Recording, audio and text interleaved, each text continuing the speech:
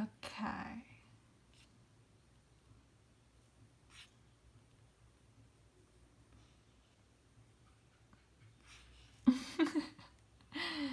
Iya. Oke, ini ya teman-temannya juga udah pada masuk semua. Makasih Mbak Dirga tadi udah bantuin repotin. Gimana kabar kalian hari ini? Masih lancar? Masih lancar puasanya?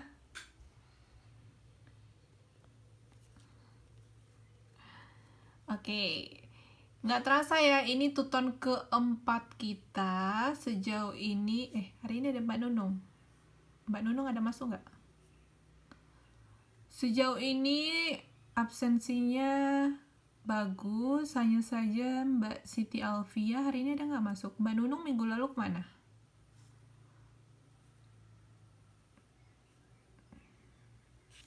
Ya, jadi kalian kalau untuk peraturan ini kehadirannya berapa?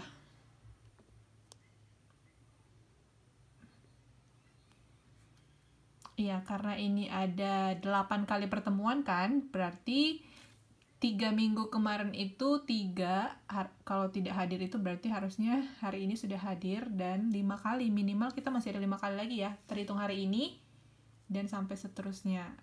Nah, yang Mbak Siti Alfia ini siapa yang bisa tanyain? Siapa yang teman dekatnya?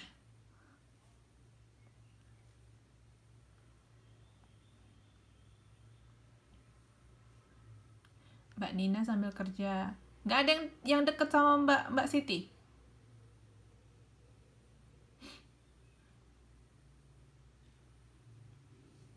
Atau suruh Mbak Sitinya masuk dulu gitu. Bentar aja juga nggak apa-apa, soalnya ini udah pertemuan keempat.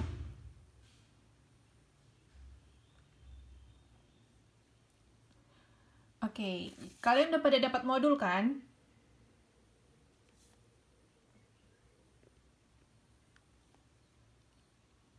Bisa sambil dilihat modulnya juga. Hari ini kita belajar tentang pembelajaran konsumen. Oke, jadi kita sebagai konsumen itu dalam kehidupan sehari-hari juga ada yang namanya proses pembelajaran. Bukan hanya belajar di kelas, bukan hanya belajar di UT, belajar online, tapi dalam kehidupan sehari-hari sebagai konsumen kita juga belajar.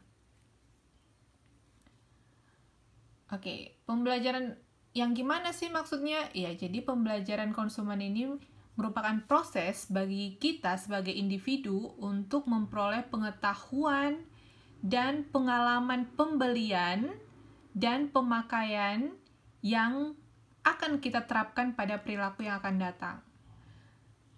Contohnya nih, pernah nggak kalian bertanya ke teman, ini cara pakainya gimana sih?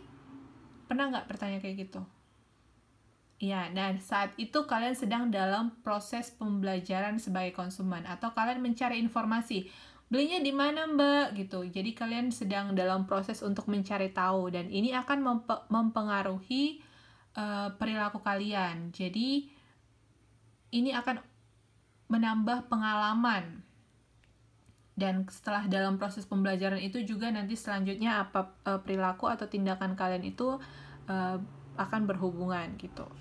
Nah, yang pertama itu pemasar harus mengajarkan konsumen sifat dan manfaat produk. Mereka harus memberitahu di mana harus membelinya. Karena kan kalau misalkan jual produk terus kita nggak tahu di mana belinya, ya alih-alih nggak jadi beli gitu ya, tahu ada produknya tapi nggak tahu di mana bisa belinya gitu.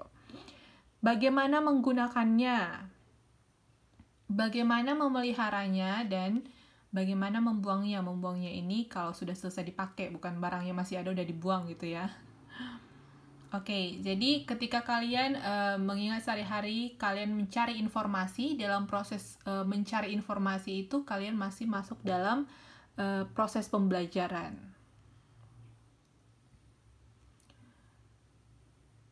Unsur-unsur yang ada dalam pembelajaran itu, yang pertama motivasi. Ini sebagian kita sudah bahas kemarin di pertemuan sebelumnya. Dorongan yang ada untuk berdasarkan kebutuhan kita. Jadi ada kebutuhan yang belum terpenuhi sehingga ada dorongan, itulah motivasi.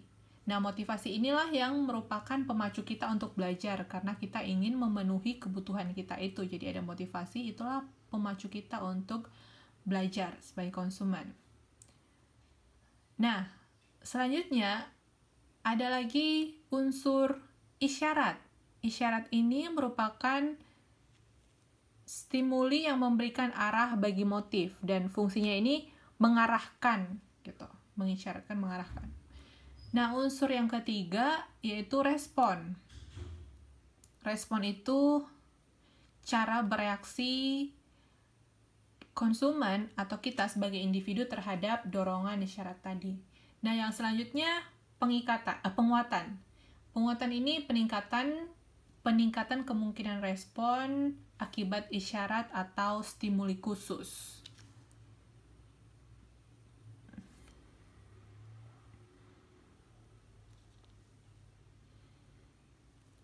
Oke, kita lihat dulu definisinya.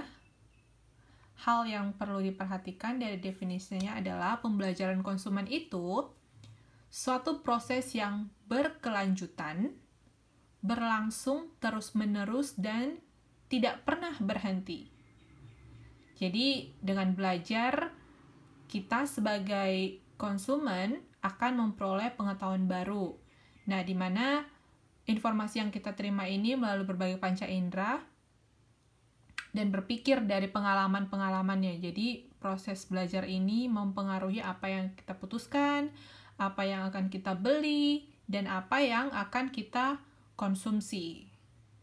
Nah, dalam proses pembelajaran ini, pengalaman kita sebagai konsumen itu memiliki peranan yang kuat dalam proses belajarnya. Jadi, belajar tidak selalu terjadi karena disengaja, sehingga dapat dikatakan bahwa pengetahuan baru dan pengalaman pribadi juga berfungsi sebagai timbal balik bagi individu untuk jadi patokan perilakunya di masa mendatang.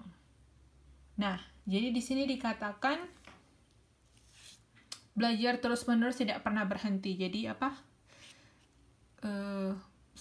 kita ini tidak pernah berhenti belajar ya. Ada di sini yang sudah bosan belajar?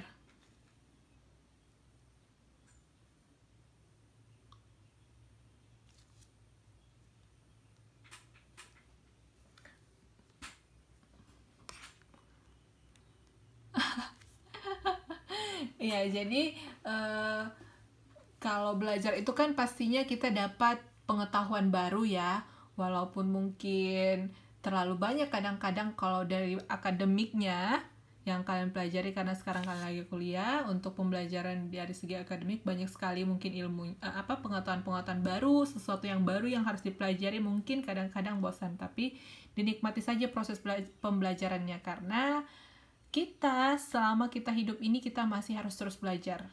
Jangan pernah berhenti belajar. Kalau istilah long life education, belajar seumur hidup gitu. Apa aja bisa dipelajari gitu. Apa aja semuanya bisa dipelajari.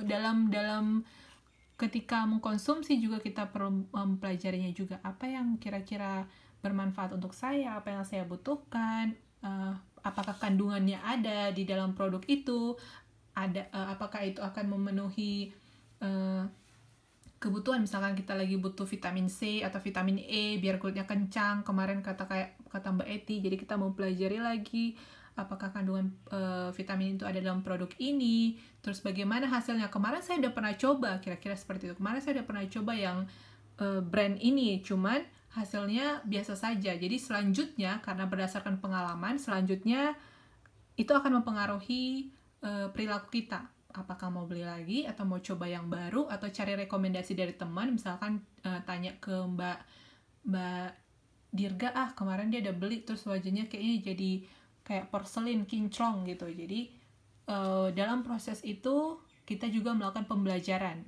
Bukan hanya dari akademik ya, sebagai konsumen juga kita sering melakukan pembelajaran, dan itulah yang masuk ke topik hari ini.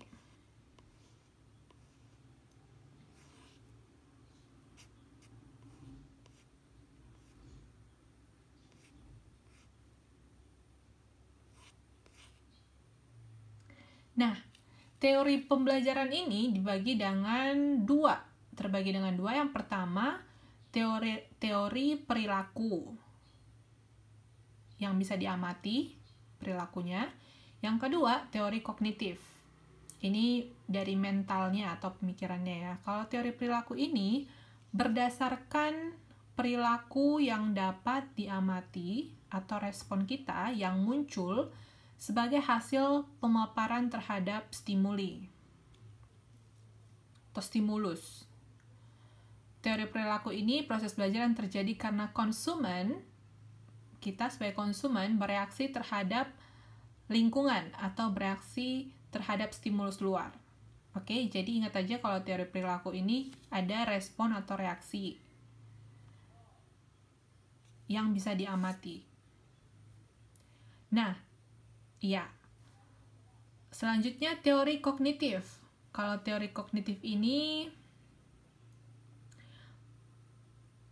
pembelajaran sebagai fungsi proses mental, dan ini sering merupakan respon terhadap pemecahan masalah. Dan proses belajarnya ini ciri-cirinya adanya perubahan pengetahuan. Jadi ketika kalian berpikir, mikirnya misalkan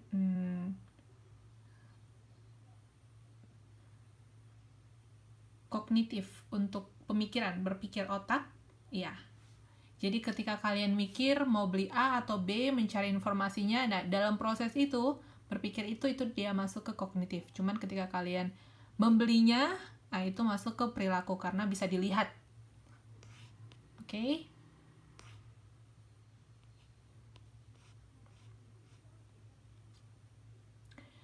Nah, teori pembelajaran perilaku ini ada 3. Yang pertama, pengkondisian klasik. Lalu ada pengkondisian instrumental dan pembelajaran melalui pengamatan. Sebentar saya pasang chargernya dulu ya.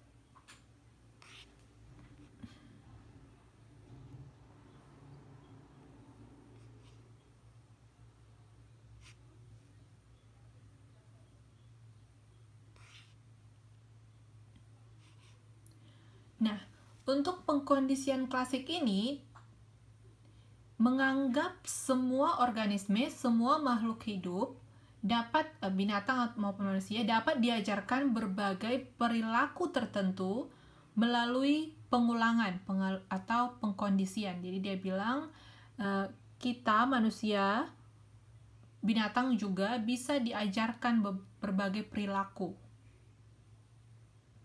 dengan melalui pengulangan atau memberikan kondisi-kondisi tertentu. Nah, untuk pengkondisian klasik ini atau classical conditioning ini dikenalkan oleh ini kok namanya nggak kelihatan sih, Ivan Pavlov. Kok di PPT ketutup. Jadi dia orang Rusia, dia yang pertama sekali melakukan pencobaan ini dan membuktikannya. Jadi si Ivan Pavlov ini, atau nanti selanjutnya dikatakan teori Pavlov. Kalau ditanya apa itu teori Pavlov, dia mengenalkan classical conditioning, teori pengkondisian klasik ya. Jadi dia mengutarakan bahwa makhluk hidup baik manusia maupun binatang adalah makhluk pasif yang bisa diajarkan perilaku tertentu melalui pengulangan. Jadi dia ini bilang terjadi jika suatu stimulus yang menyebabkan respon dipasangkan dengan stimulus lain yang tidak menghasilkan suatu respon. Jadi dia memberikan 2 stimulus. Satu yang bisa kasih respon, yang kedua yang tidak bisa kasih respon, dan mereka digabungkan dan bisa ada reaksinya gitu.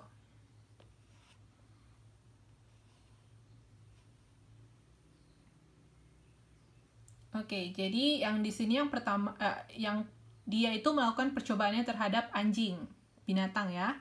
Nah, yang pertama itu ketika anjingnya dikasih makanan. Anjing ini kalau dikasih makanan dia air liurnya keluar ya. Nah, yang kedua dibunyikan bel. Dia responnya biasa aja. Dia nggak akan menggunakan air liur. Nggak mengeluarkan air liur. Yang ketiga, dia gabungkan. Dia kasih makanan, lalu dibunyikan bel. Jadi pas dibunyikan bel, dia kasih makanan. Dia gabungkan. Nah, dan akhirnya dia mengeluarkan air liur. Nah, yang keempat, dia ngetes lagi. Dia hanya bunyikan bel, tapi dia tidak kasih makanan. Tapi karena sudah diulangi yang nomor 3 ini, ada bel dan makanan, jadi dia air liurnya keluar. Dan ketika reaksi keempat dilakukan, anjingnya tetap bereaksi sama seperti nomor 3 gitu. Jadi hanya dibunyikan bel saja. Yang diingat oleh binatang ini bahwa ketika ada bel ada makanan, karena dia sudah diulangi yang nomor 3 selalu, dan ketika dibunyikan hanya bel saja dia sudah ingat, oh itu ada makanan gitu, saatnya makan. Nah, ini sudah dibuktikan oleh si Pavlov. Dia mengatakan ketika ada dua kondisi stimulus, yang pertama yang memberikan reaksi, yang kedua tidak, ketika mereka digabungkan, nanti yang tidak memberikan reaksi ini juga akan bisa memberikan respon dari yang dilatih dalam kondisinya.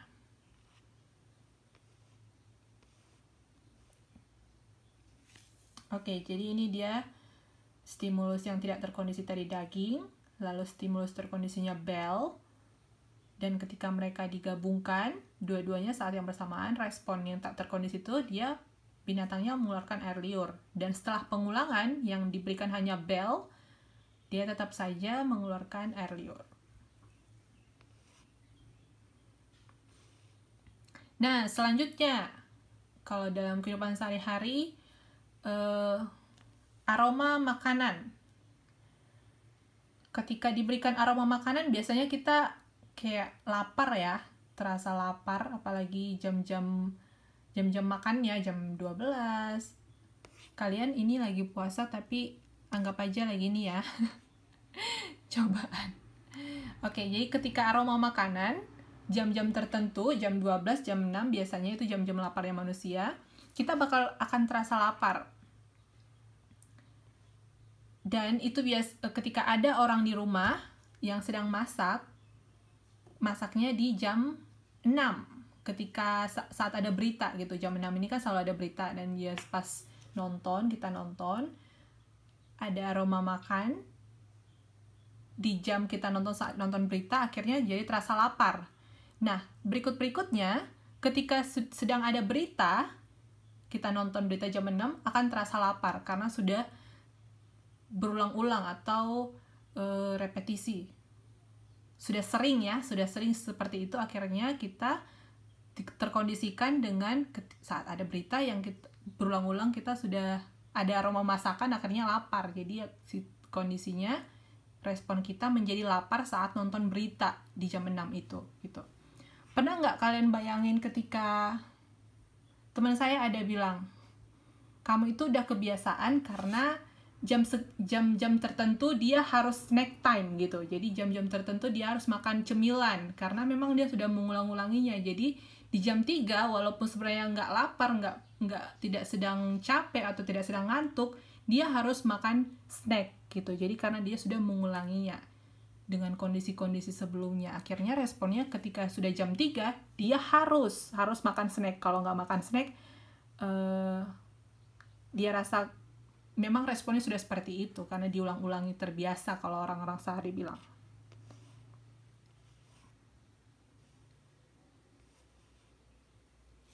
Oke, untuk aplikasinya dari pengkondisian klasik itu dia bilang itu konsepnya itu yang diambil itu pengulangan.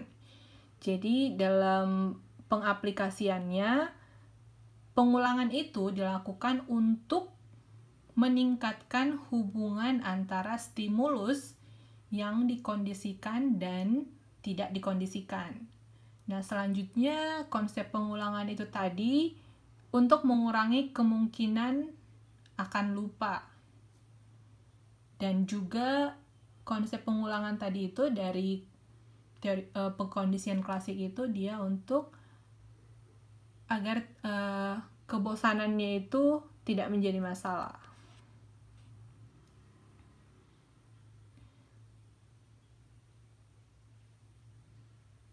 Nah, contoh yang diambil dari pengulangan itu untuk menghindari advertising wear out. Ini advertising wear out ini kayak decline iklan yang udah menurun, pesannya sudah tidak menarik lagi gitu. Jadi mereka memberikan stimulus yang berbeda. Jadi iklannya itu yang mereka gunakan itu contohnya di buku juga ada. Kalau yang di buku contohnya berbeda.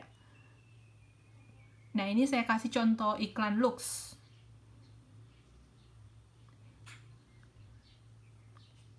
Kalau misalkan nih kalian dikasih suatu iklan, terus mulai dari kalian kecil, mulai dari kalian SD iklannya nggak berubah-ubah, bosan nggak nontonnya kalau lagi iklan? Kayak nggak ada sesuatu yang baru gitu. Iya, jadi untuk menghindari itu namanya advertising wear out, iklannya itu agar tidak menurun, agar pesannya tidak membosankan juga, mereka menggunakan artis yang berbeda. Nah, kalau yang ini kan, yang Lux ini, iklan Lux tetap saja dia iklan sabun, iklan produk-produk Lux ini, tapi dia pakai pemerannya yang berbeda-beda gitu. Nah, selanjutnya Sempurna. Kalau misalkan kalian mungkin pernah lihat iklan Sempurna, dia itu menggunakan plot cerita yang berbeda-beda untuk menarik perhatian konsumen gitu. Saya juga kurang hafal juga untuk berbagai. Cuman kalau untuk Sempurna ini dia suka buat cerita-cerita, alur cerita. Jadi dia ada yang nongkrong teman-temannya. Cuma saya lupa detail-detailnya juga. Kalau kalian pernah ingat, mungkin Mas Bagus, iklan Sempurna dulu.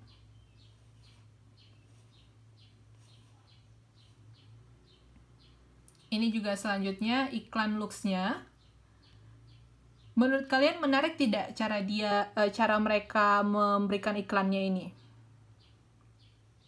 Nggak membosankan ya? Atau mungkin ada pendapat yang lain?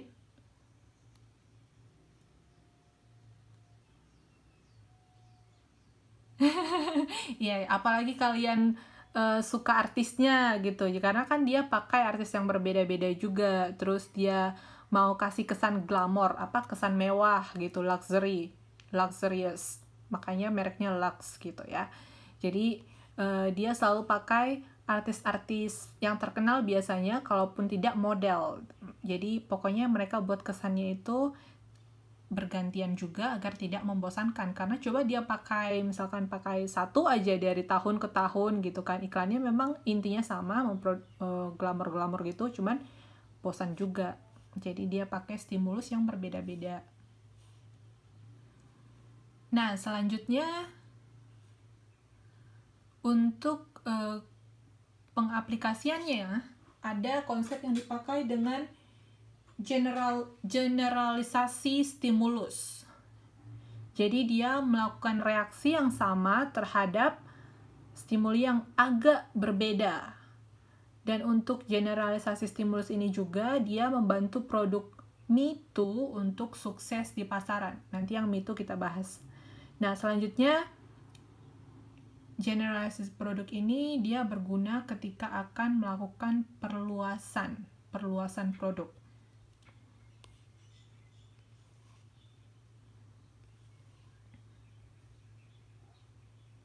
Oke, jadi ini yang tadi aplikasi classical conditioning ini. Eh, Produk Biore. Biore yang paling awal itu kalian kenal dia produknya sebagai apa? Sabun. Ya, sabun Biore ya. Nah, lalu ketika kalian sudah familiar, ketika konsumen sudah familiar dengan Biore, ketika dikasih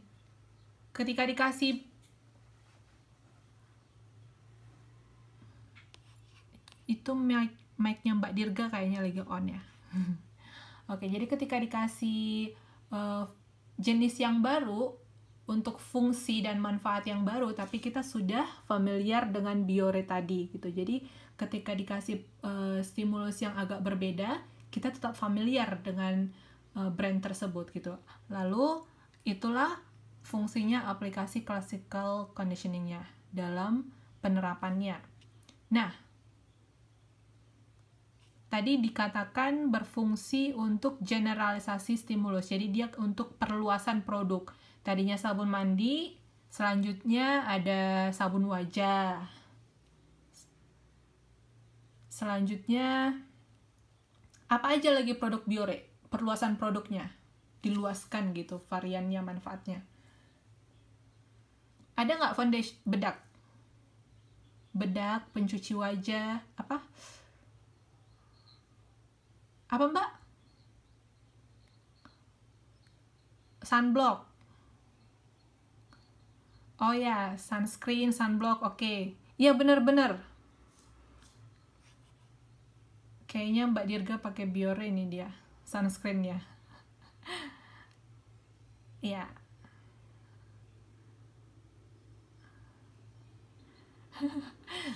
Iya, jadi dia satu brand, dia berfungsi untuk perluasan produk gitu ya.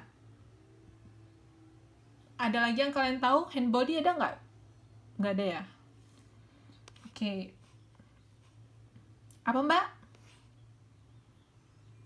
Iya. Eh, Pembersih wajah, pembersih makeup. Iya benar. Jadi dia awalnya tadi itu sabun, akhirnya dia perluasan produk menjadi yang lain juga manfaat dan fungsinya gitu. Selanjutnya Dettol. Dettol ini awalnya apa? Yang paling awal. Sabun, sekarang udah ada tisu. Tapi dia sudah ada tisu basah yang sudah ada ininya. Iya, antibakterinya, alkoholnya. Lalu udah ada yang spray. Ada yang awalnya dia sabun, udah ada yang sabun batangan juga, ada sabun cairnya juga gitu ya. Ya. Apalagi yang kalian tahu untuk, nah ini di buku kalian ada WRP. WRP ini untuk apa ini? Oh ya bener kali ya. Susu untuk pelangsing. Ya, jadi dia udah ada variannya. Yang pertama sekali dia itu susu bubuk. Lalu udah ada yang di botol, sudah ada yang di saset, sudah ada biskuitnya juga. Apalagi perluasan produk yang kalian tahu?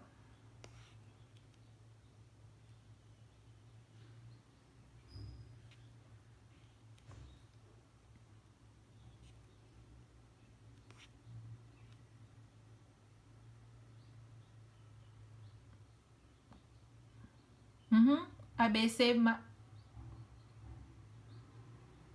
sirup ABC. Oke.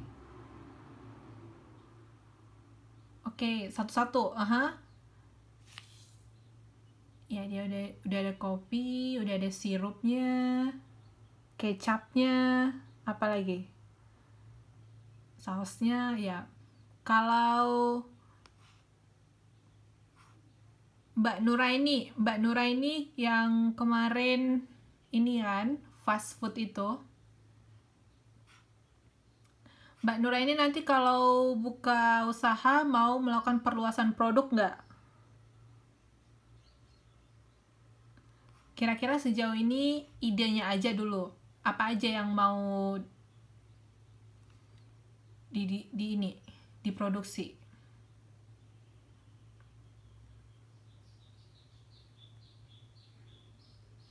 Mhm.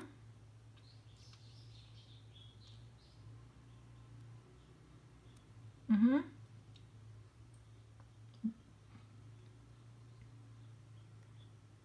Oke.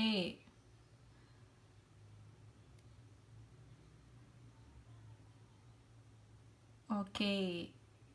Jadi kalau mhm.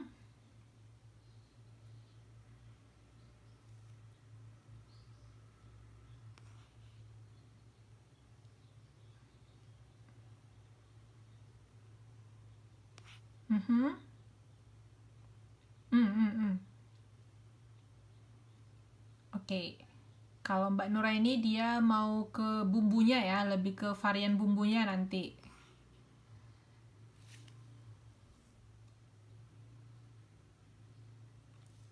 Oke. Saya ada Mhm. Apa? Apa itu? Oh iya iya ya. Oke. Iya, apa aja ininya, produknya. Aha. Oke. Ada tepung ya? Oh, oke. Itu perusahaan brand mereknya.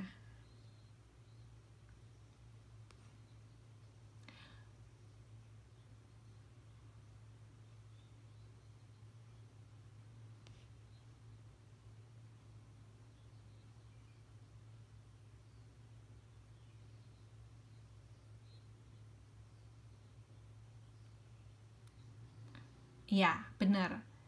Con saya rasa sih nggak termasuk karena itu punya pemerintah, jadi mereka kasih apa? Karena mereka yang distribusikan juga gitu. Jadi semua yang mereka sediakan itu mereka padahal bukan mereka yang produksi, bukan mereka ngambilnya dari yang tempat lain juga. Mereka mungkin dari petani, mereka yang kasih ininya logonya gitu.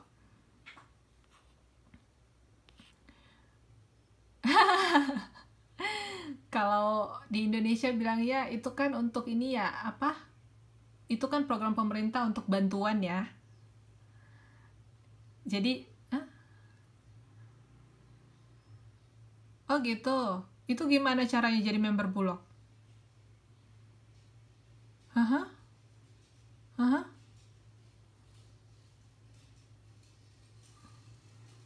Hah?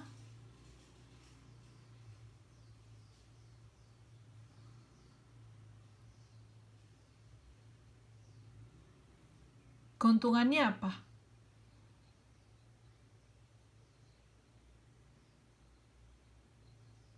Oh,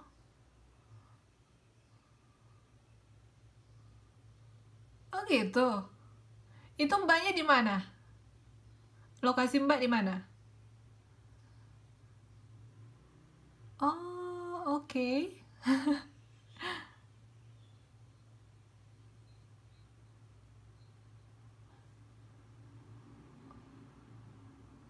Oh, iya saya kurang tahu itu ya. Ada cabai juga. Jadi dia kayak kayak apa ya? Agennya kali ya. Jadi kita ikut membernya di situ. Oke, oke, oke. Harganya lebih murah.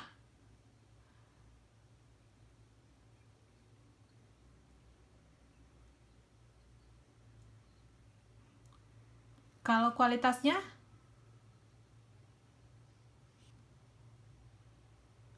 gimana? Aha,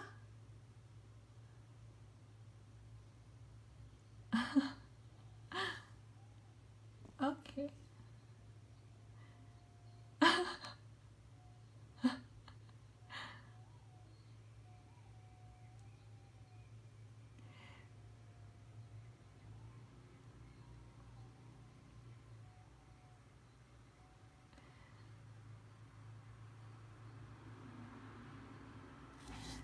Iya, saya juga kurang ngerti ya. Kali Mbak Mbak Dirga ini yang membernya mungkin bisa kasih informasi sama kita. Kita juga masih sama-sama belajar untuk yang ini, yang jenis ini.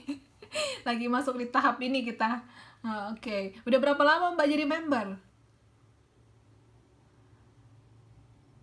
Oke, itu. Aha. Mhm. Jadi keuntungannya hanya lebih murah saja itu ya. Oke.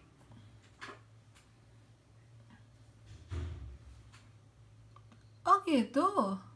Kok saya nggak pernah dengar ya?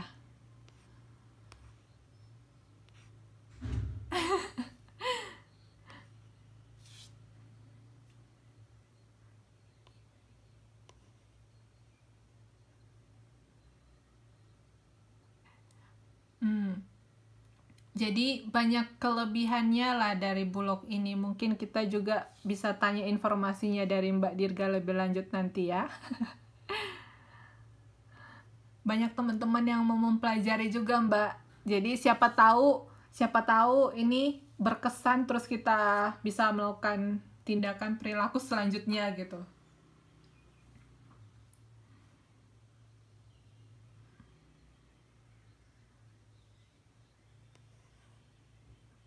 Oke, oke.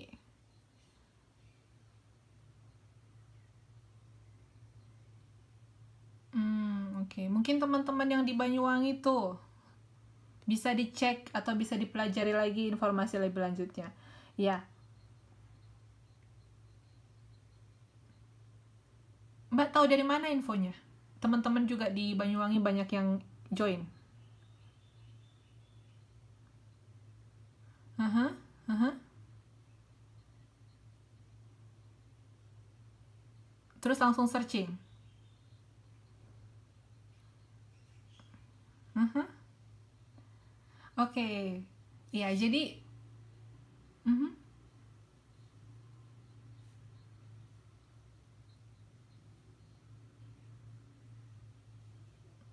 Oke, oke. Jadi Mbak Dirga ini dia juga untuk proses pembelajarannya lebih mandiri ya. Jadi dia sudah punya, dia ada kebutuhan, ada motivasi dari dalam dirinya mau buka usaha, lalu dia cari informasi dan dia mungkin sebelum-sebelumnya pernah ada dengar nama Bulog berdasarkan pengalaman sebelumnya gitu kan. Jadi dia langsung melakukan pencarian ke situs itu, dia pelajari lagi bagaimana cara mendapatkannya. Jadi ini masuk ya dalam prosesnya yang sedang kita pelajari saat ini. Bagaimana cara mendapatkannya, di mana belinya, kayak informasi yang di slide pertama. Oke.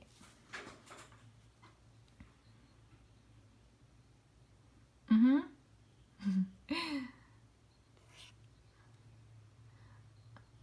Oke, oke. Oke, bagus ya Mbak Dirga. Jadi sekarang itu sedang jadi usahanya Mbak Dirga ya? Di rumah. Mhm. Banyak sekali bisnisnya Mbak Dirga, banyak sekali usahanya sekarang. Ya, bagus ya. Teman-teman yang lain juga sudah ini, pasti saya rasa juga ada ininya juga bisnis-bisnisnya. Nggak apa-apa dimulai-mulai dari sekarang-sekarang dulu, online-online dulu, mungkin nanti sudah langsung ada cabangnya di mana-mana. Oke. Ya, ada lagi yang mau kasih contoh perluasan produk? Alat elektronik yang kalian pakai kayaknya banyak tuh. Tadinya handphone, ada USB-nya, ada power bank-nya. Apple juga termasuk, dia udah ada laptopnya. Pertama sekali dia handphone sudah ada, laptop sudah ada jam tangan. Apalagi produknya? Banyak ya. Yang tadinya handphone doang sudah ada Xiaomi tuh. Sekarang sudah ada jam tangannya juga. Ada apa lagi Xiaomi yang terkenal? Drone-nya kok nggak salah, sama apa sih yang terbaru itu yang kecil yang dari Xiaomi?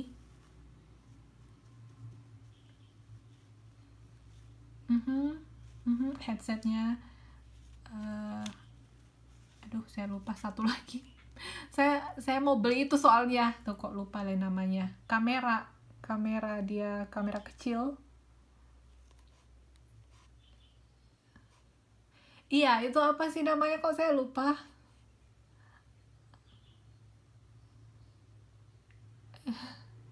Ya GoPro, ya Xiaomi udah ada GoPro-nya ya. Aduh, kok murah ya? Itu yang tipe yang mana?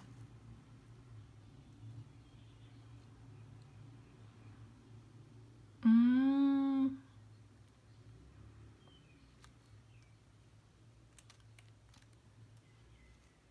iya, jadi kita sudah yang pertama stimulusnya itu handphone ya, dan itu banyak peminatnya. Akhirnya mereka memanfaatkannya untuk perluasan produk. Masuklah untuk fungsi-fungsi yang lainnya. Ada kamera, ada GoPro, ada power bank dan lain-lain gitu. Nah, selanjutnya tadi Me Too product. Me Too product ini ada yang tahu nggak apa? Me Too. Saya juga gitu. Ada yang pernah dengar? Pengertiannya apa? Tisu merek ya, itu brand ya.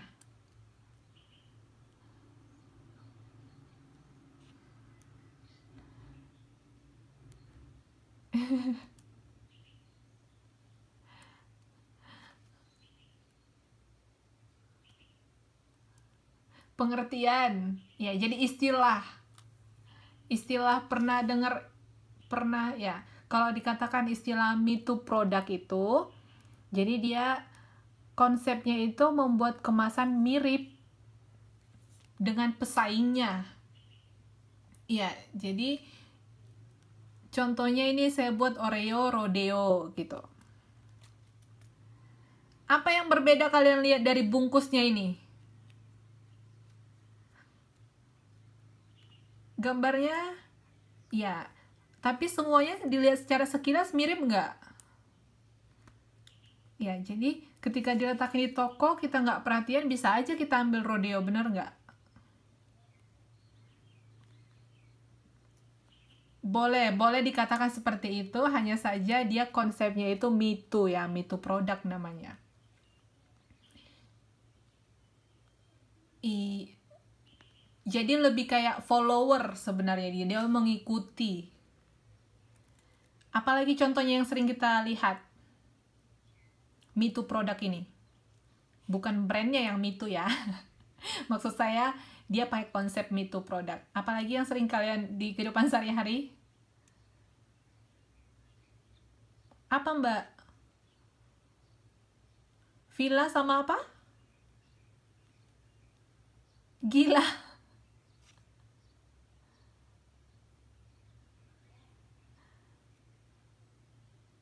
Itu di mana? Belinya dari mana sepatunya merek Gila? Di mana? Oh, di Taiwan ada.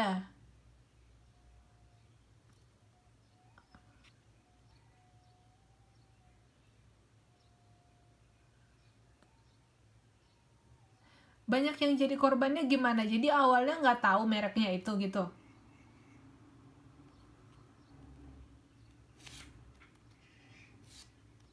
Mhm.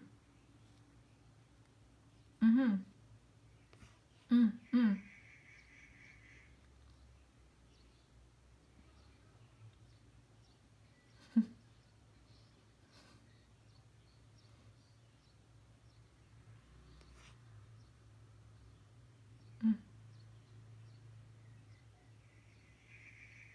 Mhm.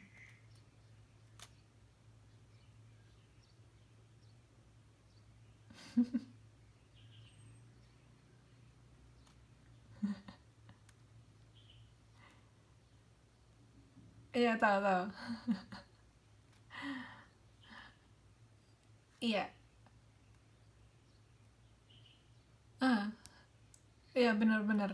Iya, jadi sebenarnya memang mereka eh karena yang ada dalam benak konsumen ini, mereka yang taunya Villa, dan itu performanya apa, kualitasnya bagus, terus juga booming, sudah lagi terkenal gitu kan. Nah, mereka pakai stimulus itu, akhirnya mereka pakai yang uh, Me Too product. Jadi mereka mendesain semuanya sama, hanya saja pembelinya kalau yang versi, kalau dia tahu dari awal brandnya itu berbeda, itu tidak masalah. Cuman kalau dia yang diiklankan apa, cuman yang dikirim apa, itu sudah penipuan ya.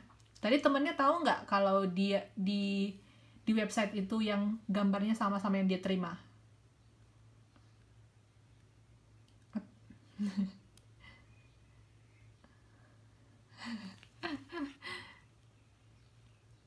Hmm.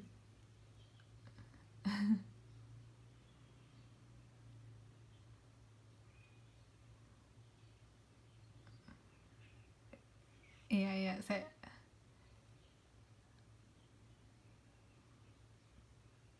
Mhm. Aduh, oke. Iya.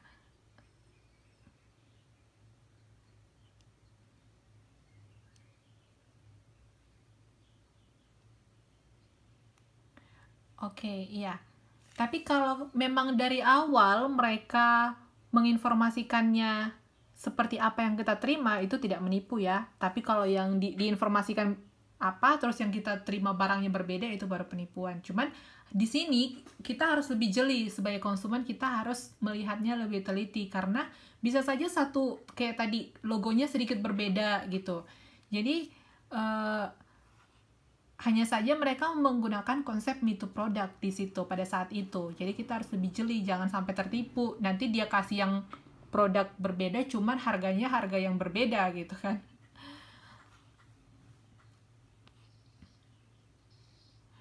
Oke, coba eh yang ini.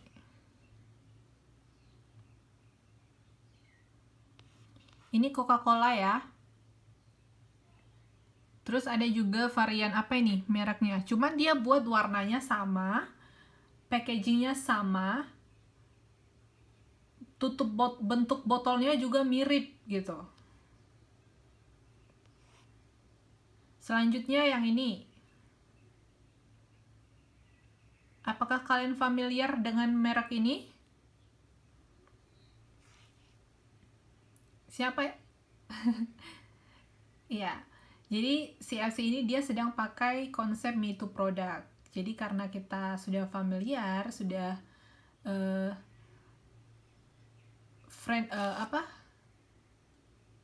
terbiasa dengan brand KFC, lalu dia buat brandnya juga CFC gitu, mirip ya. Yang ini juga, coba deh kalian perhatikan dari bentuk cara mereka buat logonya. Kalau yang KFC kan memang pemiliknya itu gambarnya seperti ini ya, logonya langsung ya, foundernya. Nah yang ini dia brand lain, cuman dia buat sendiri foto pemilik brand itu gitu. Tapi dia pakai konsep me to product. Lihat ini apa ini, KFG ini. Orang kalau KFC kan juga kayak gini ya bucketnya, yang paling pojok bawah kanan KFG. Persis mirip sama KFC ya. Hanya saja gambar foundernya ini berbeda. Kalau KFG dia buat gambar yang berbeda.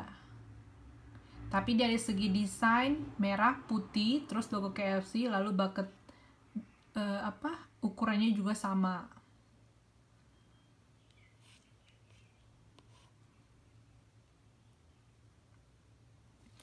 Yang ini juga, coba deh kalian lihat.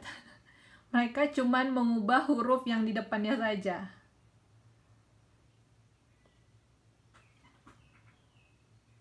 Jadi pakai aja semua abjad yang ada, abjad A sampai Z, diganti yang di depan. Bener nggak? Ini udah ada ZFC.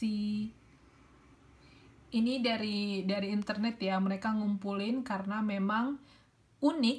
Jadi mereka urutkan aja, ada mulai dari L, M, N, O, P, Q, ganti sampai Z gitu.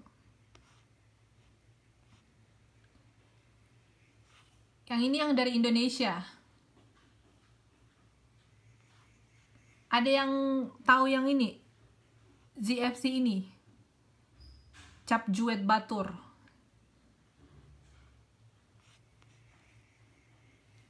Kalau di kota kalian apa yang ada?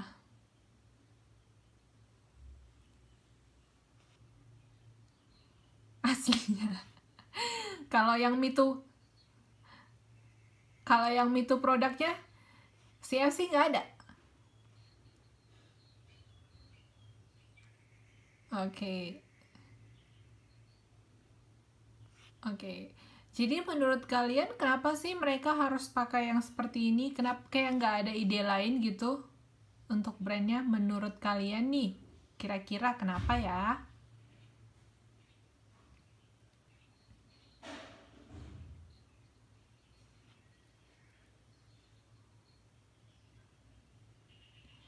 Mbak Dirga barusan bilang apa? Oke. Agar mengubah persepsi, kata Mbak Dirga, untuk mengubah sebenarnya suara Mbak Dirga hilang-hilang. Oke. Kata Mbak Dirga, menurut Mbak Dirga, mereka itu membuat seperti itu untuk mengubah persepsi konsumen. Menurut teman-teman yang lain gimana? Kenapa mereka harus buat abjadnya berbeda dari A sampai Z gitu? FC-nya sama semua. Mhm.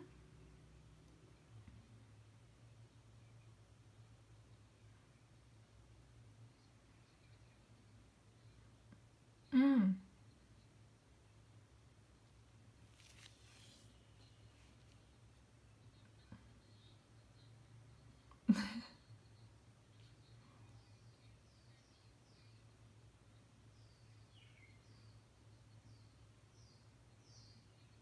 Mhm.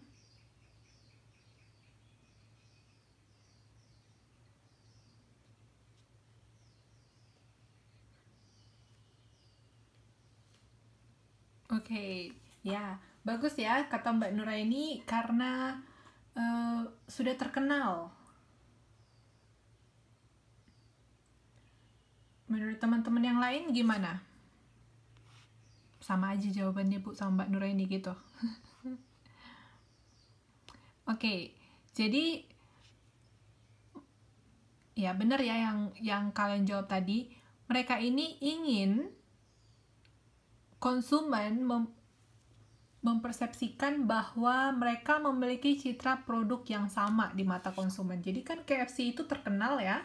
Jadi yang Me Too produk ini konsep Me Too produk ini mereka gunakan untuk brand-brand terkenal gitu. Jadi mereka ngefollow semuanya, membuat produknya mirip dengan mereka itu. Tapi kalau misalkan dia brandnya tidak terkenal, terus citranya juga tidak bagus, tidak ditiru ya, tidak ada yang mau mengikutinya gitu.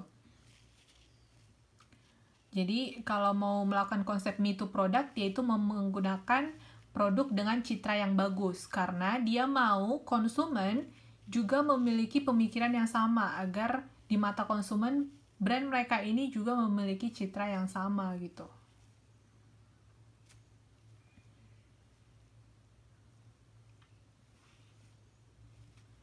Oke, jadi Me Too produk ini ingat aja nanti konsep membuat kemasan mirip dengan kemasan produk pesaing.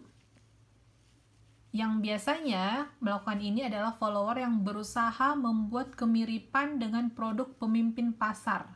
Berarti produk ini sudah jadi leadernya di dalam industri itu.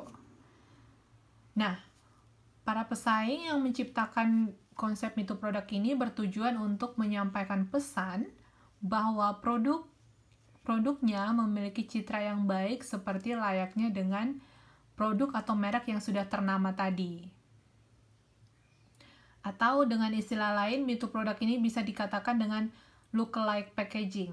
Jadi kalau dikatakan lookalike packaging, ingat aja dia sama dengan Me Too produk. Kalau kalian nanti tertarik nggak pakai konsep Me Too produk? Misalkan nih kalian mau buat produk sendiri. Kenapa kira-kira Mbak Dirga? Mbak Dirga mau pakai kira-kira mau buat produk apa? Kira-kira nanti mau produknya apa, Mbak Dirga?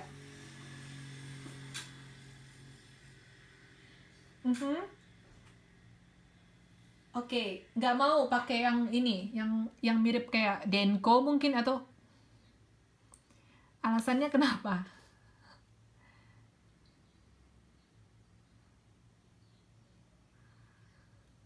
Oke, oke.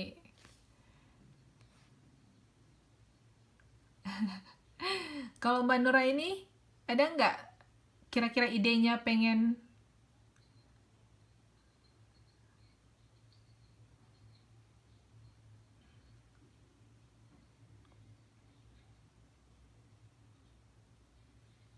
Mhm,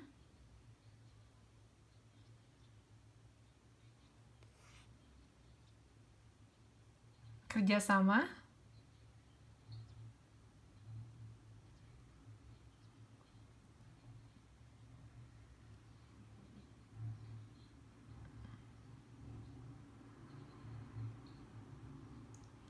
licensing.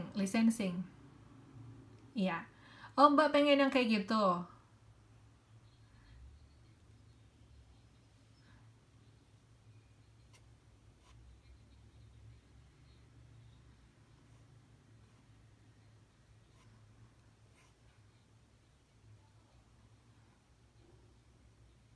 Oh, lebih gampang. Bukan licensing, itu nanti kita ada selanjutnya. Nanti ada dibahas di sini hari ini. Iya,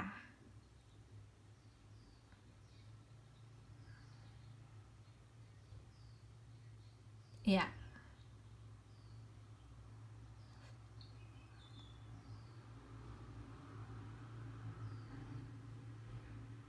Mhm.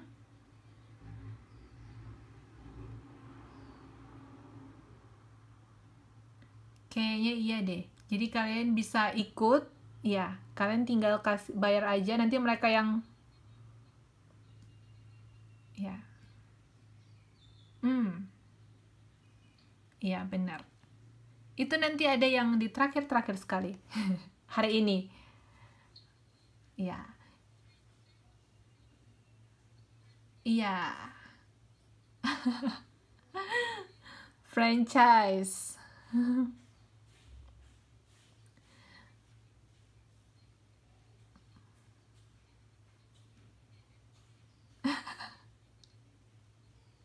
Oke.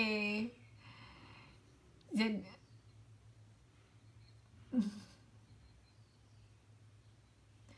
oke, jadi kalau versi Mbak Dirga dia nggak mau buat Mito produk karena katanya udah lebih baik gabung aja. Karena kalau Mito produk ini kan dia punya sendiri. Mhm. Apa Mbak? Mhm. Mhm. Mhm.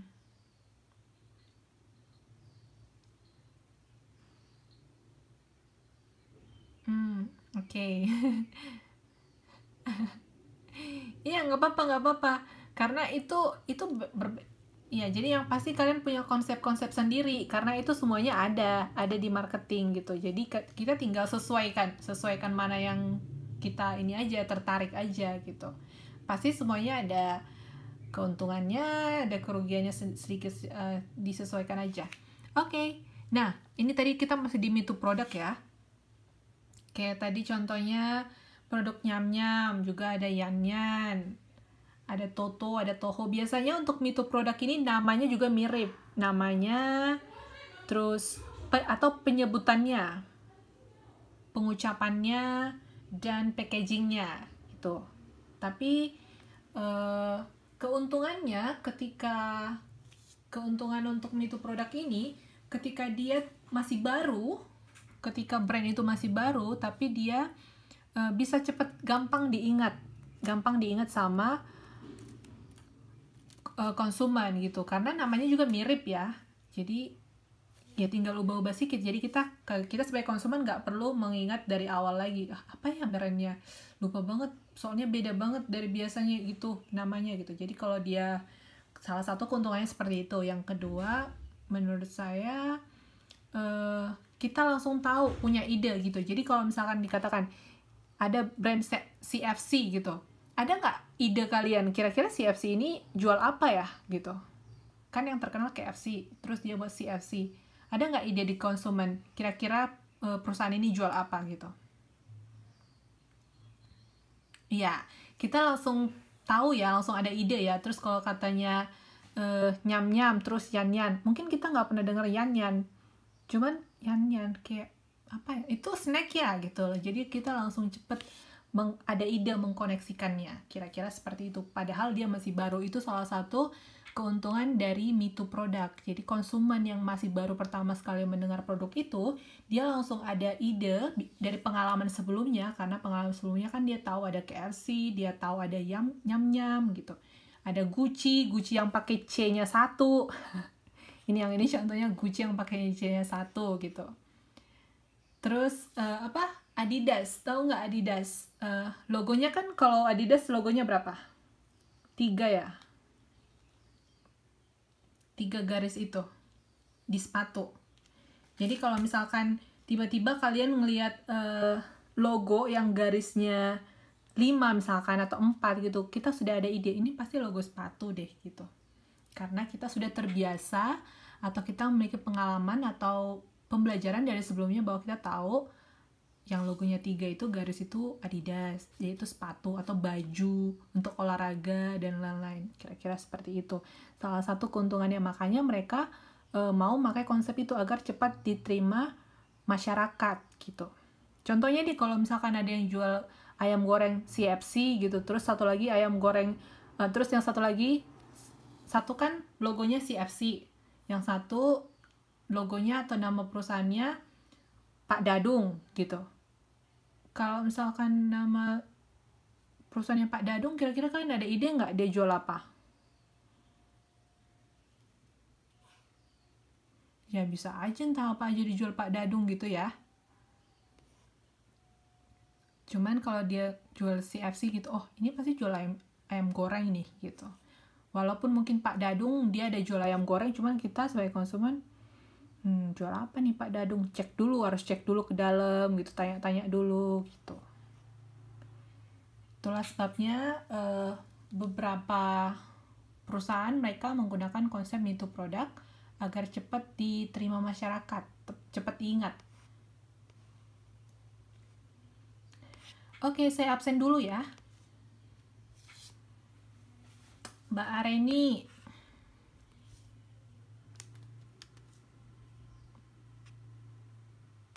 Mbak Dirga. Mbak Dwi, Mbak Lia ada?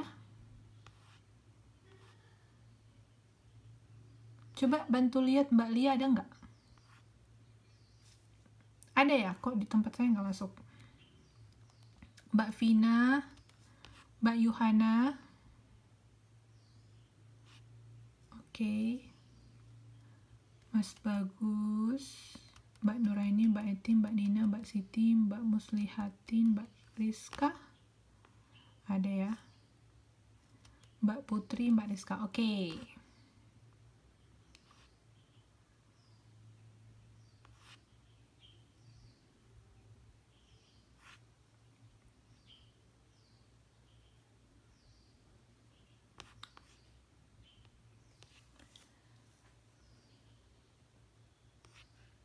Jangan lupa tugasnya di submit ya, daripada submit tugas semuanya.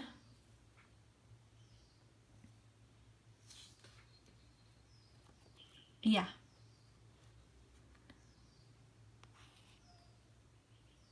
Mbak Siti udah belum sih? Saya belum cek. Mbak Siti jangan lupa.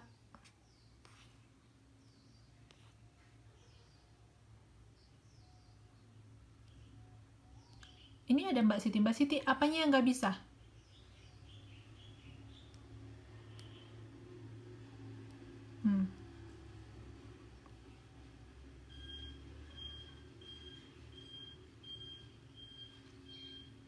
Kalau emang benar-benar nggak bisa, coba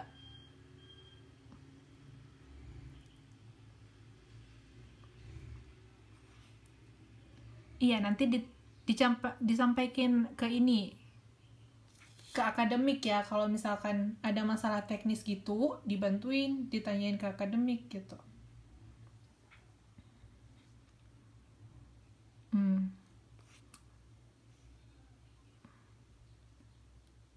Ya, jadi kalau kayak gini kan saya tahu gitu, oh kenapa Mbak belum ada yang belum ngumpul tugas gitu.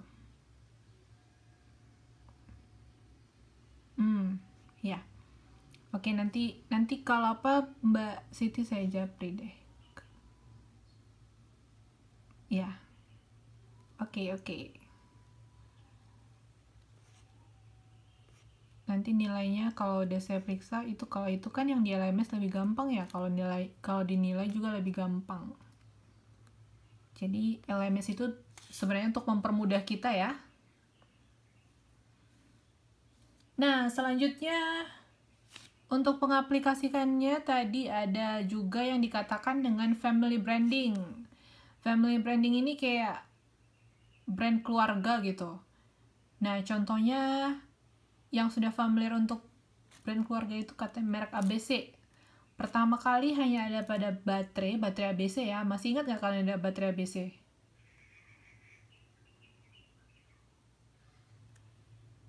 Dulu kalian pasti sering pakai baterai ABC. Nah, kemudian diperluas menjadi berbagai macam produk seperti kecap, sirup, sambal, mie, dan sebagainya. Apa aja yang kalian tahu family branding? Jadi sering dipakai di setiap keluarga dalam rumah tangga gitu. Indofood, oke. Apalagi? Semuanya Indofood gitu ya. ABC,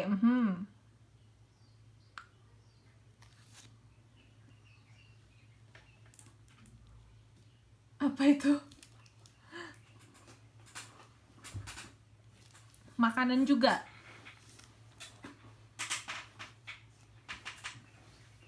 Apa?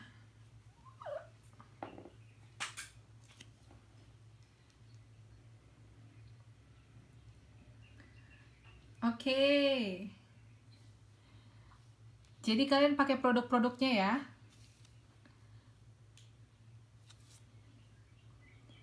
Kalau di buku contohnya LG.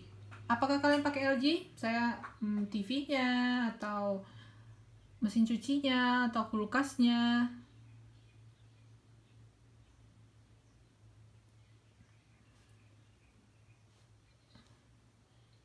Oke.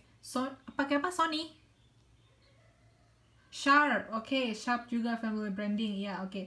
Ya, jadi dia yang sering dipakai di dalam keluarga, produk-produk keluarga gitu. Panasonic. Apa yang Mbak pakai Panasonic itu produk apa? Kulkas.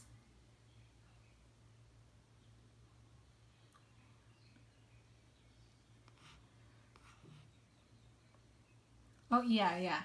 Kalau saat ini di Taiwan apa ini family branding kalian? Oh iya benar.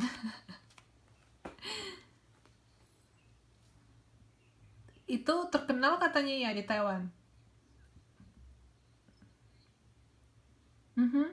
Saya dulu waktu belum familiar ya, waktu dulu Tatung ini saya inget kotanya, nama kota yang di bawah Taitung gitu. Ini beda. Terus teman yang bilang ini brandnya terkenal gitu. Oh oke. Banyak juga ini brand Tatung ini. Apa aja produknya?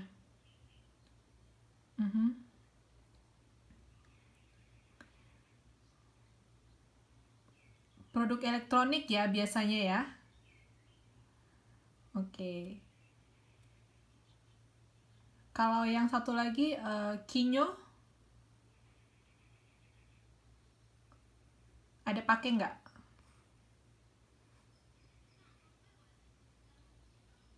Apa Mbak? Kinyo.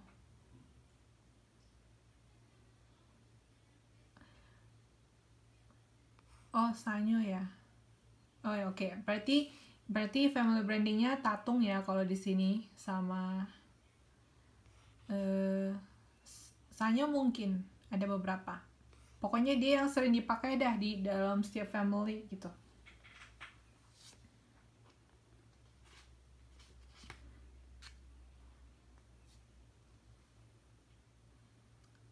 Dan untuk family branding ini juga, jadi dia produk awalnya itu harus bagus gitu ya. Karena kalau dari awal juga produknya tidak bagus, untuk produk-produk lainnya, untuk fungsi-fungsi lainnya juga kita nggak mau beli, benar nggak?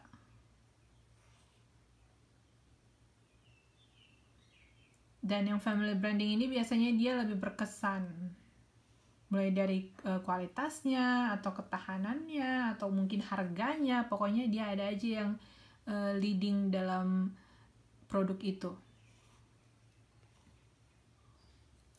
Nah, selanjutnya licensing, pemberian nama produk merek dengan menggunakan nama-nama selebriti, atau boleh juga nama desainer, atau nama produsen, atau nama perusahaan, bahkan toko-toko film kartun. Dan biasanya kalau kita mau nama ini digunakan sebagai merek dengan tujuan untuk menimbulkan citra positif, dan biasanya saya tekankan lagi, mereka ini pakai nama-nama yang punya citra positif gitu. Kalau misalkan dia artisnya namanya tidak baik, masih mau nggak kalian pakai namanya? Apalagi dia misalkan dia ada artis, kalian mau pakai namanya, terus artisnya pernah terjaring narkoba gitu,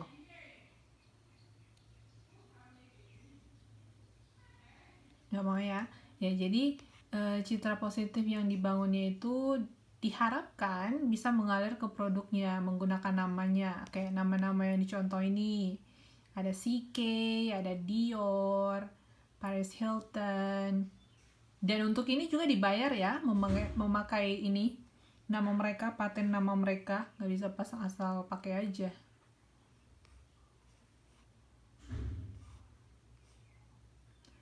Nah, selanjutnya ada yang dinamakan dengan konsep diskriminasi stimulus. Jadi dia ini pemilihan stimulus yang khusus di antara stimulus yang sama. Ini juga merupakan dasar bagi strategi pengaturan posisi yang berusaha membangun citra khas produk dalam pikiran konsumen. Jadi dia mau membangun ciri khasnya sendiri gitu. Ini mirip dengan yang dipilih Mbak Dirga, pilihan Mbak Dirga. Nah, untuk stimulus discrimination ini dia merupakan lawannya dari generalisasi ya.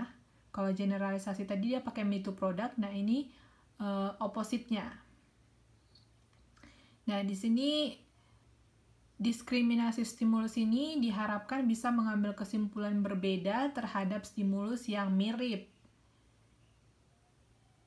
Pemimpin pasar biasanya ingin agar produknya dilihat berbeda dengan pesaingnya. Oleh karena itu, diskriminasi stimulus biasanya dipakai melakukan positioning dan differentiation.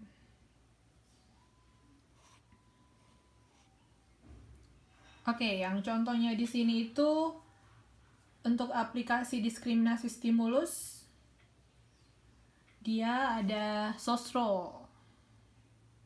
Sosro ini image-nya bagus ya, karena kan dia juga termasuk yang pertama ini, teh botol Sosro. Jadi orang ingat terus, apalagi dengan logo mereka, apapun makanannya, minumnya teh botol Sosro. Dan kompetitornya ada teh pucuk. Kalian tim mana nih? Tim teh Sosro atau teh pucuk?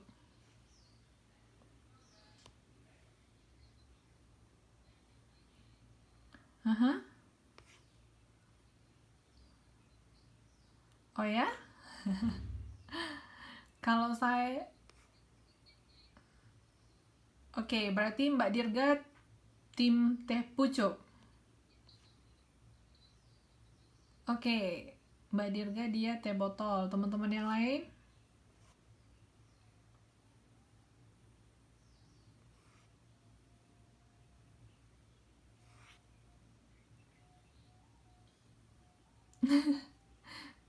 Kenapa nih? Karena wangi.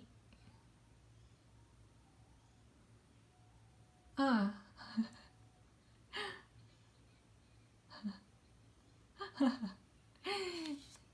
ya, jadi dia punya citra sendiri ya. Kayak tadi kalian bilang kalau untuk teh botol itu dia lebih bagaimana kalian tahu bisa membedakannya. Kalau untuk teh pucuk ini dia punya spesialnya sendiri juga gitu. Yang pasti mereka mereka membangun citranya masing-masing gitu, nggak yang mau ikut-ikutan. Dari segi botolnya juga berbeda ya. Jadi kita kalau misalkan membedakannya ya memang tahu jelas-jelas perbedaannya, dari segi botolnya juga berbeda, dari desainnya juga berbeda gitu. Nah, ini yang jadi pilihannya si Mbak Dirga tadi ya. Ya, jadi kalau Mbak Dirga dia nggak mau pakai konsep itu produk, dia mau yang differentiation. Oke. Apalagi contoh differentiation yang kalian tahu?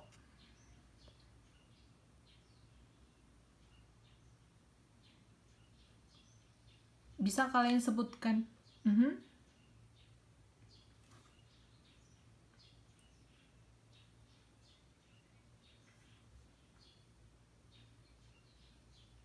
Teksturnya beda, botolnya beda, ininya rasanya, rasa mereka sama nggak? Oke. Oke. Ya, kira-kira seperti itu. Jadi mereka mau bangun citranya sendiri gitu.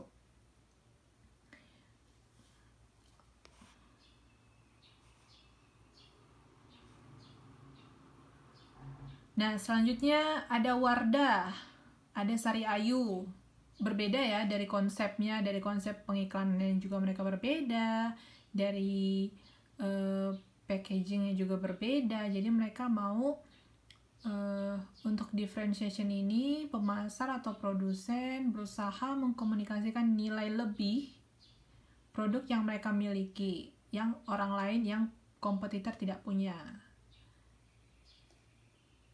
Nah, jika konsumen atau kita sebagai pembeli mampu merasakan adanya perbedaan, maka produk tersebut dianggap mampu membuat diferensiasi produknya di mata konsumen.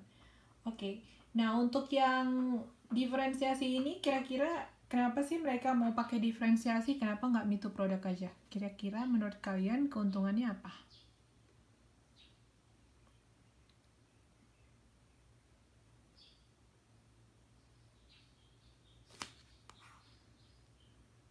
Citra baik sendiri, oke.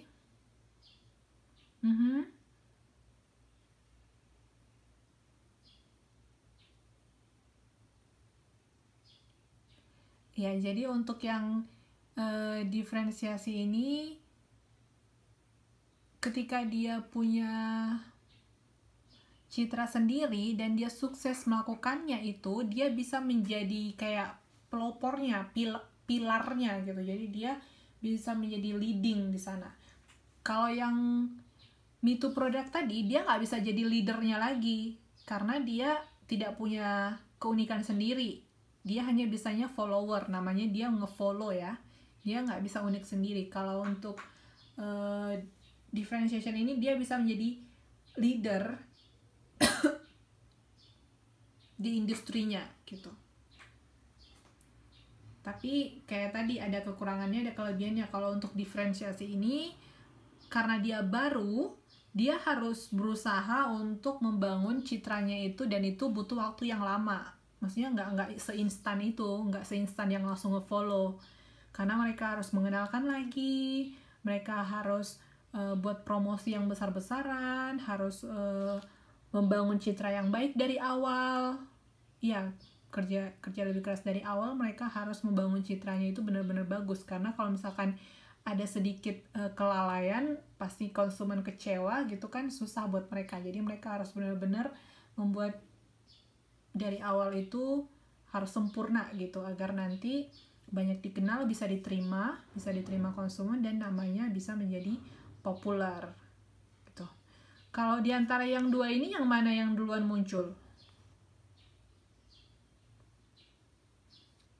Sari Ayu ya. Dan mereka punya ciri khas sendiri. Kalau Sari Ayu ini produk Marta Tilaar. Nah, ini trennya ini sudah lama ini, dan dia bisa tetap bertahan sampai sekarang walaupun banyak pesaing-pesaingnya. dan dia termasuk leadernya sejauh ini. Dan Wardah juga cepat ya munculnya, produk Indonesia Wardah ini dia cepat muncul karena kualitasnya. Kalian ada yang pakai Wardah nggak? Nggak ada. Ada pakai Wardah.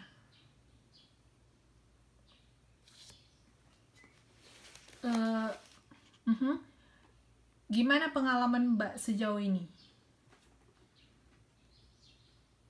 Atau biasa aja?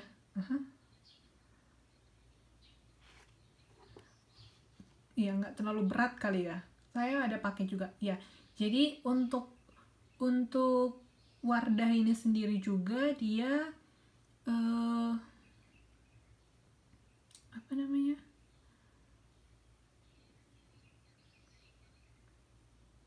Daripada apa, Mbak?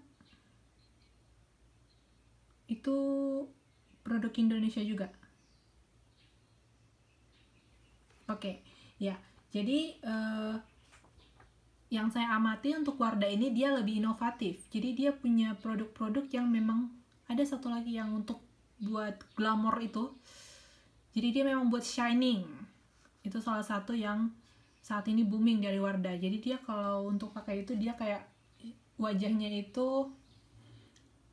Mbak Eti mau wajah apa kemarin? Yang gimana? Wajah yang gimana? Glowing, ya, shining, glowing.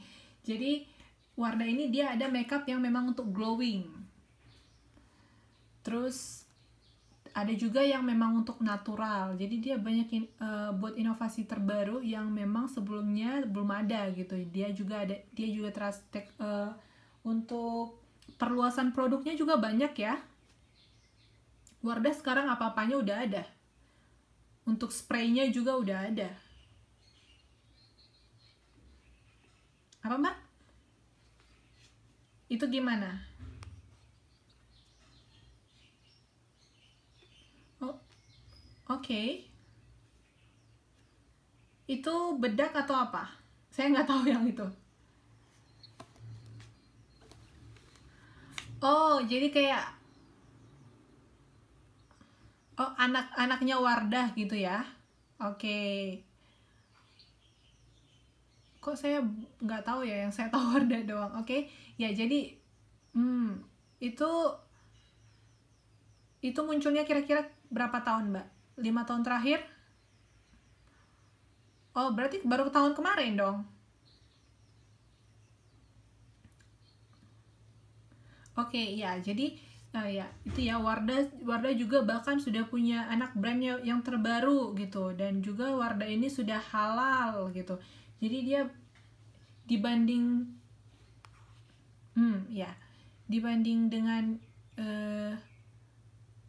dibanding dengan kompetitornya, dia pemain baru dan masuk dengan performa yang bagus. Jadi dia saya rasa cepat untuk menarik perhatian konsumen gitu.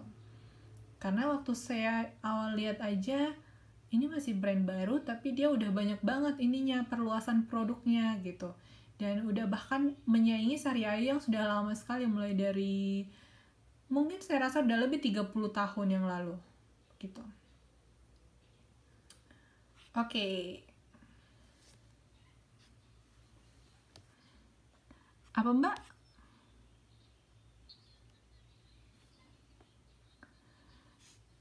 Iya, jadi walaupun dia terkenal dan Wardah ini dia nggak tertarik untuk mengikuti brand itu gitu. Kalau tadi dari awal Wardah mengikuti brandnya, dia hanya bisa jadi follower dan belum tentu dia sesukses itu. Dan bahkan ketika dia jadi diferensiasi, dia memiliki keunikannya sendiri, bahkan dia jauh lebih ini ya, meningkat sekarang ya.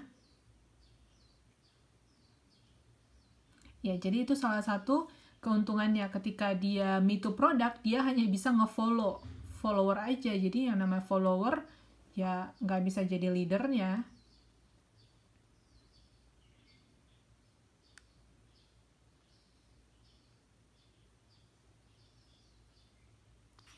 Oke. Sebentar, kita masuk ke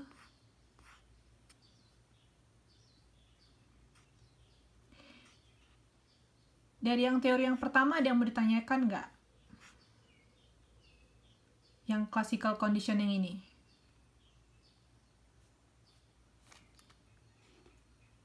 Ada yang mau ditanyakan dari sini? Ups. Jadi apa aja yang kita pelajari dari teori classical conditioning? Dia bisa melakukan dengan stimul yang berbeda. Yang pertama itu ada yang generalisasi stimulus. Dia ada konsep me to product. Ada konsep apa lagi?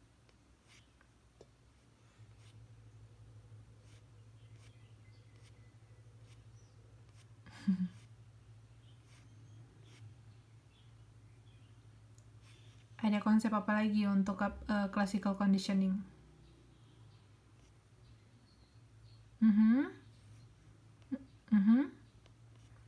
Family branding, licensing.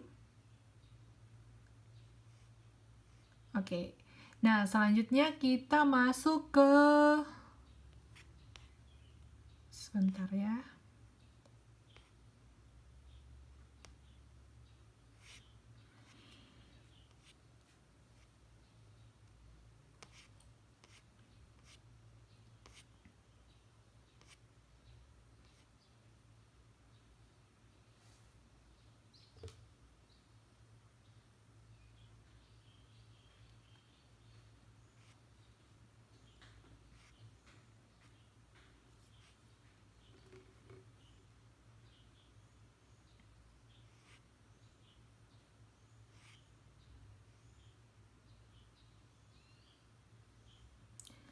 Ke operan conditioning.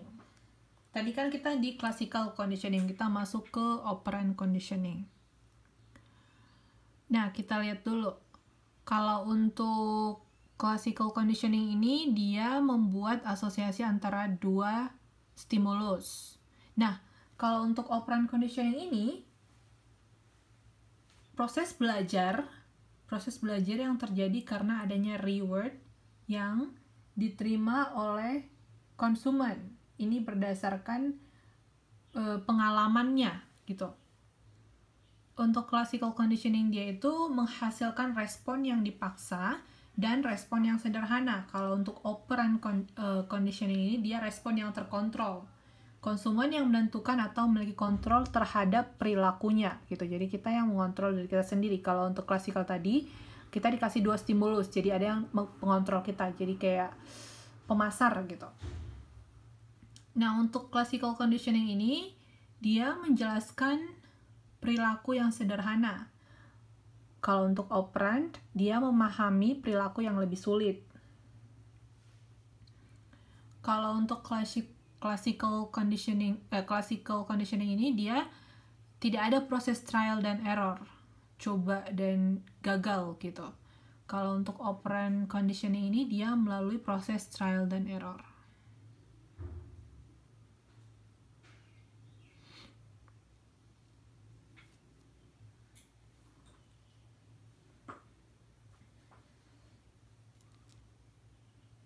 Nah, untuk konsep operand conditioning ini, yang pertama dia ada yang namanya istilahnya penguat atau reinforcer.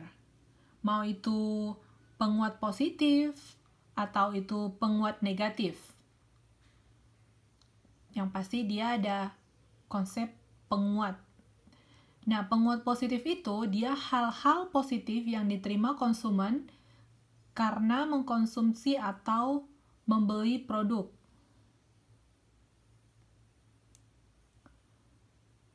Dan yang kedua, hal-hal negatif atau sesuatu yang tidak menyenangkan yang akan dirasakan konsumen karena ia tidak mengkonsumsi atau membeli suatu produk atau jasa. Nah, untuk hal-hal positif, penguat positif ini, contohnya ketika kita setelah mengkonsumsi WRP. WRP tadi untuk ini ya, untuk pelangsing ya.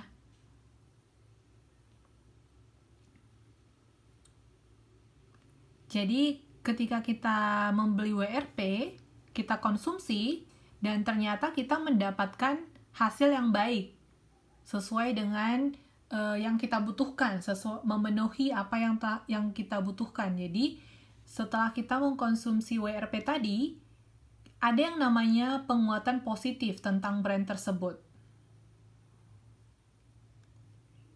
Dan ini akan mempengaruhi atau cenderung akan meningkatkan kita sebagai konsumen untuk membelinya ulang gitu, karena dari WRP itu kita merasakan mendapatkan hal positifnya, manfaatnya, kira-kira seperti itu. Jadi kita dari brand WRP itu ada penguatan positifnya. Nah, selanjutnya penguatan negatif itu dari istilahnya ini hal-hal negatif atau sesuatu yang tidak menyenangkan yang akan dirasakan konsumen karena ia tidak mengkonsumsi atau membeli suatu produk. Nah, contohnya nih tadi memilih membeli susu. Yang pertama ada pilihannya susu WRP dan susu Denko gitu. Akhirnya kita beli susu Denko. Jadi ada penguatan negatif karena kita nggak beli susu WRP, jadi kitanya nggak langsing, malah makin gendut gitu, malah berat badannya tambah naik. Itu untuk penguatan negatif. Nah, selanjutnya ada konsep punishment, hukuman. Jadi kalau untuk operant conditioning ini kita mengamati perilaku yang lebih sulit dibanding yang klasikal tadi. Kalau untuk punishment sendiri, hal-hal negatif atau tidak menyenangkan yang diterima konsumen karena dia melakukan suatu perbuatan. Contohnya ya, apa aja kegiatan yang ada punishment-nya? Coba contoh dari kehidupan kalian sehari-hari.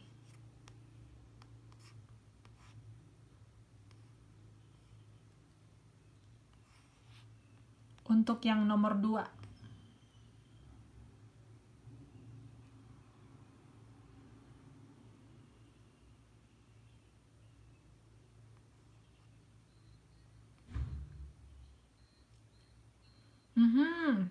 Ya, jadi biasanya kalau di Thailand sendiri didenda ya. Apalagi?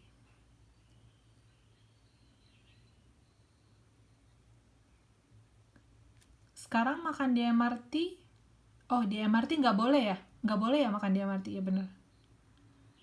Oke, ya. Jadi jadi itu masuk ke konsep operant conditioning. Jadi di mana ada konsep hukuman, diberikan hukuman ketika melakukan hal-hal yang tidak menyenangkan. Dengan begitu akan mempengaruhi perilaku kita ya. Jadi karena adanya hukuman, pastinya kita juga nggak bisa melakukan hal-hal tersebut lagi gitu. Jadi itu mempengaruhi perilaku kita.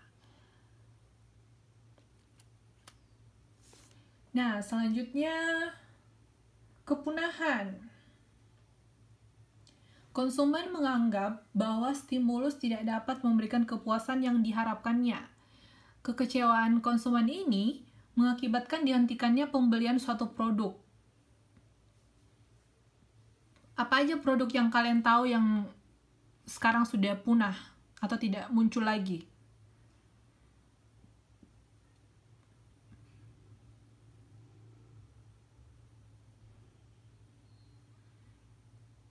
Oke, Nokia. Jadi Nokia ini stimulus-stimulus yang diberikannya itu sudah tidak memberikan kepuasan lagi kepada konsumen, makanya dia punah gitu. Padahal yang kita ketahui dulu pada zamannya Nokia ini leader di industri elektronik mobile.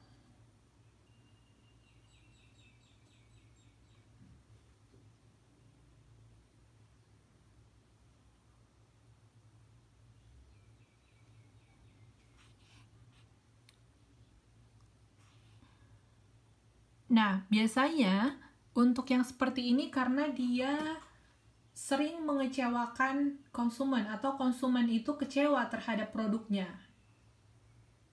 Dan biasanya pada tahap awalnya itu konsumen akan menghindari untuk membeli produk tersebut. Apa produk-produk yang kalian hindari saat ini? Misalkan ada brand, aku nggak mau beli itu, nggak mau beli brand itu, kemarin aku belinya masa isinya cuma sedikit gitu. Pernah nggak kalian kecewa seperti itu? Terus selanjutnya kalian nggak mau beli lagi?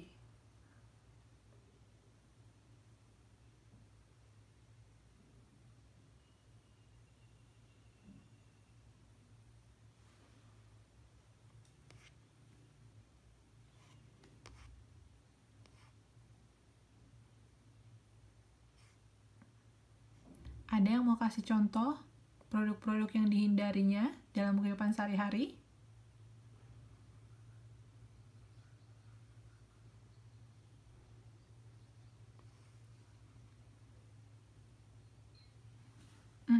Skincare apa itu, Mbak?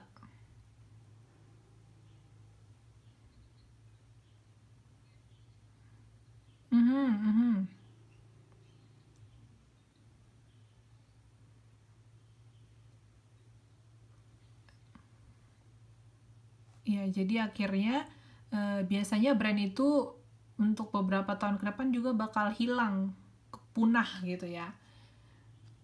Oke. Kalau saya juga ada tahu teman, ya, jadi teman saya itu udah takut duluan, belum apa-apa Mbak Dirga, dicoba dulu.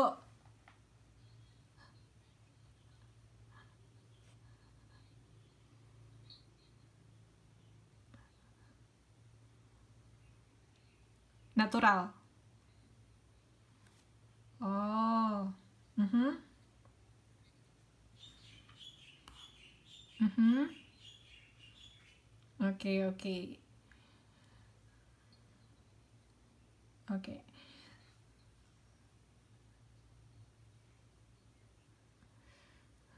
Ada yang dulu sempat booming, apa itu ya?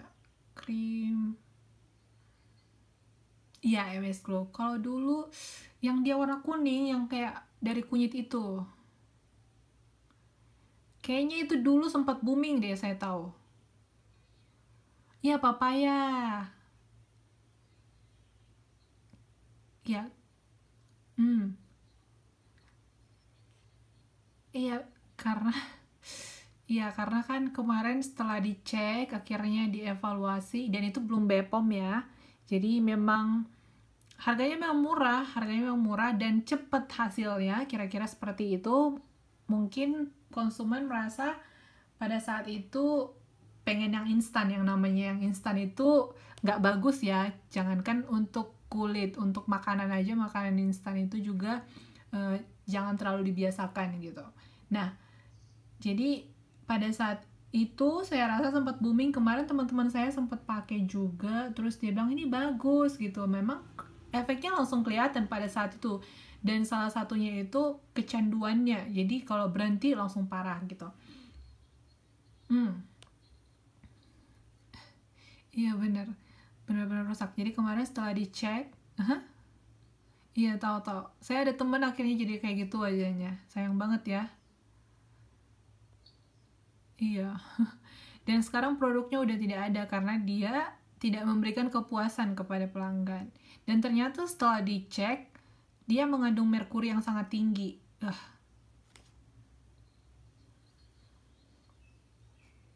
Mhm.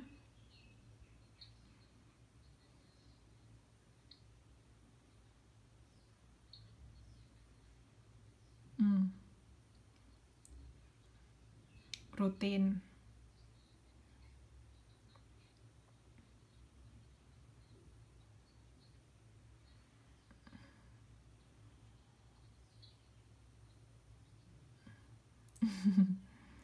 Iya, jadi ya, ya, jadi untuk seperti itu dia akan mengakibatkan kekecewaan dan dia masuk ke kepunahan gitu. Konsumen nggak bakal mau beli lagi.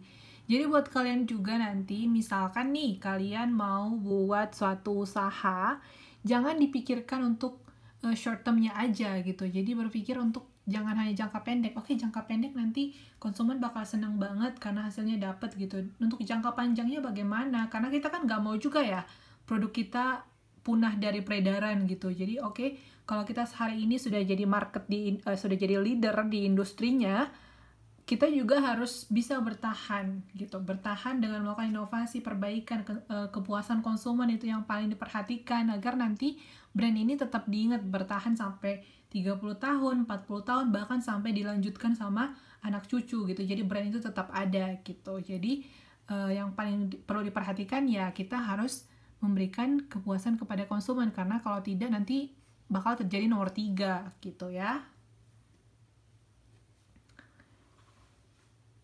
Untuk usaha-usaha yang mau kita kerjakan juga kita harus mikirkan untuk jangka panjang, nama baik perusahaan kita, bagaimana bisa bertahan untuk jangka panjang. Jadi selain memberikan kepuasan konsumen, juga inovasi-inovasi terbaru yang bisa mengikuti tren gitu.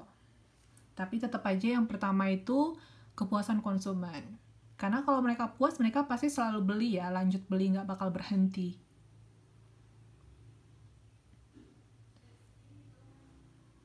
Nah, yang selanjutnya dari konsep operant conditioning itu shaping. Kalau shaping ini dia lebih kayak konsumen diarahkan melakukan suatu perilaku untuk membentuk bagaimana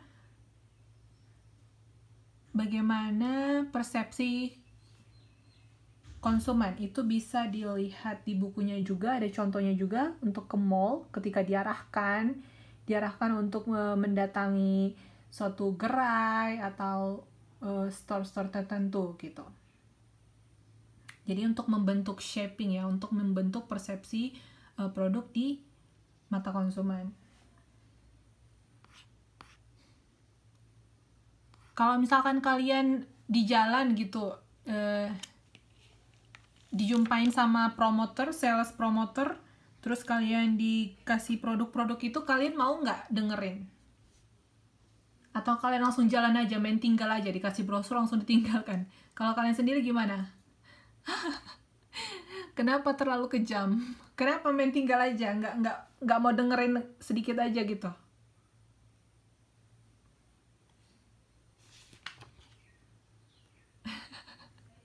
Disuruh beli sedangkan barangnya mahal gitu ya. Oke, jadi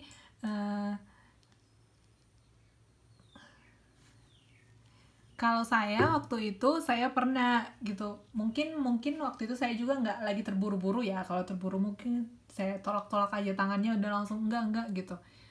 Jadi waktu itu dia itu produk krim apa gitu, saya lupa namanya, saya belum pernah dengar juga. Jadi dia langsung kasih percobaan ke tangan gitu kan, pasti kasih percobaan ke tangan, katanya itu untuk wajah, tapi mereka cobain ke tangan.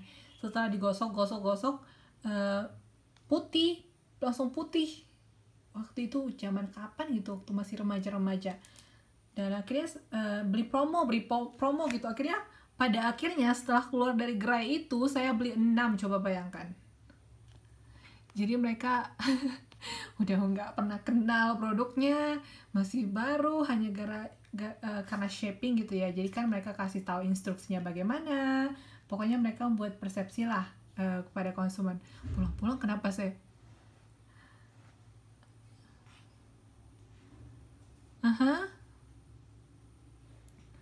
gimana Miyoko? Udah.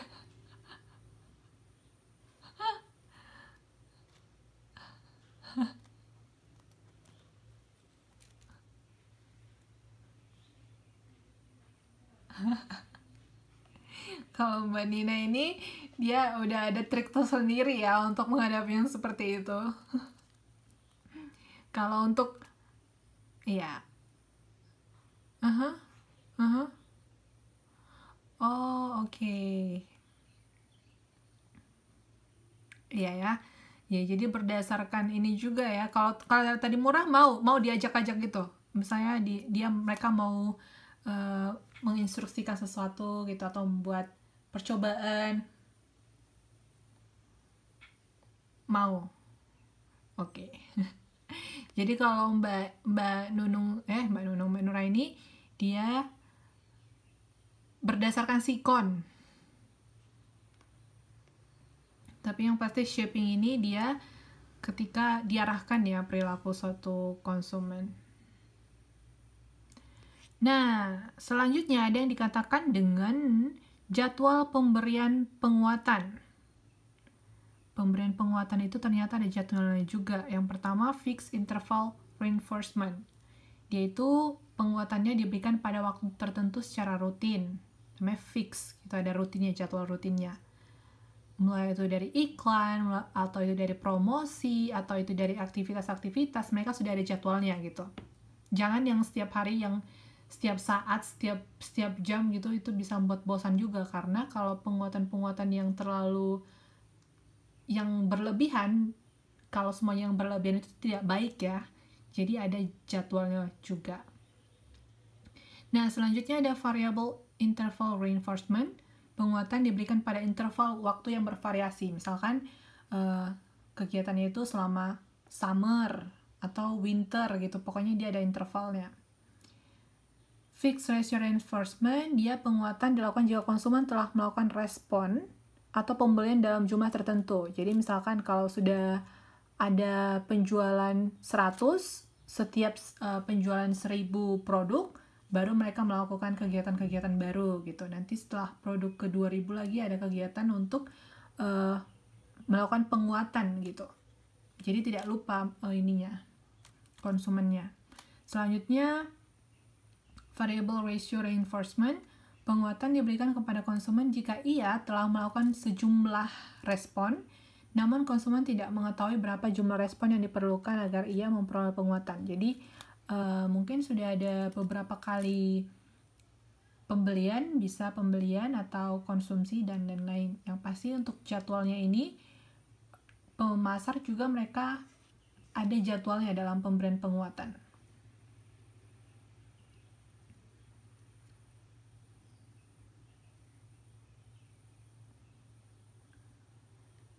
Oke, ada yang terakhir observational learning.